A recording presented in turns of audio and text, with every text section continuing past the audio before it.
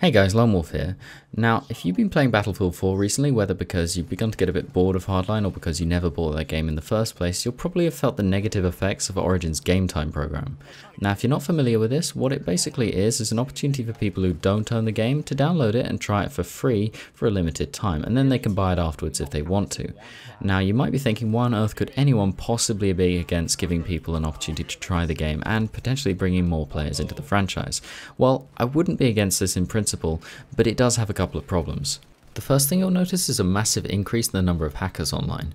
It's really not an exaggeration to say that at the moment it's quite an epidemic. As somebody who plays with a lot of very high skilled players who will always top the scoreboard, it's really not that difficult to distinguish between those who are just very good and get very high scores and those who are cheating.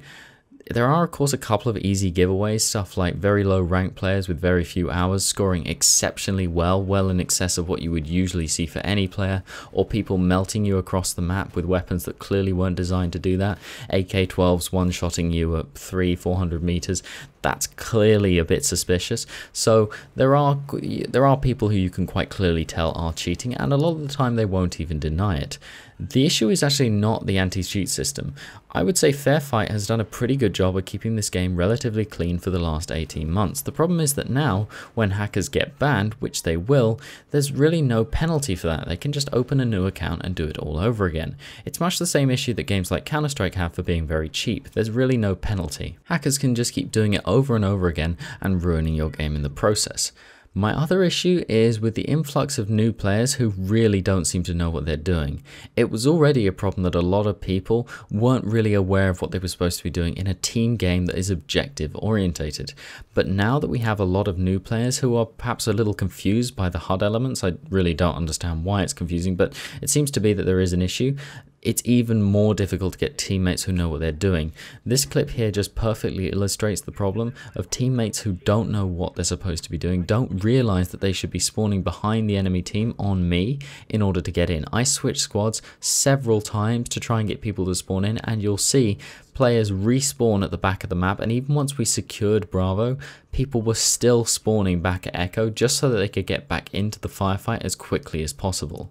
It leads me to the depressing conclusion that objective play outside of competitive games is slowly dying, if it isn't dead already. It's incredibly disheartening to feel like I'm one of a minority who actually resists this new trend, and in fact, I get quite a lot of hate online for just insisting that my team should play the objective. It leaves me feeling like the game would be a lot less frustrating for me if I just accepted the complete in-game stupidity of most players and stopped trying to insist that they play the objective. I think it's a real shame that this is where we're being pushed. If we want to maintain our sanity, we need to just stop caring. So that's pretty much all I want to say on Game Time for today. In theory, this program should have been a real win-win for everyone. EA clearly thinks they're making more profit doing it this way, or the program wouldn't have been started in the first place. For players who already own the game, it just increases the player base, gives you more people to play against, play with, which can't be a bad thing. And for people who haven't already got the game, they get to try it out before they buy it. None of this stuff is bad. The problem is the consequences for people who probably already paid full price for the game are just too severe, and I really hope that Game Time doesn't come back in future. Let me know what you think down in the comments below. Thank you very much for watching, and I'll see you next time.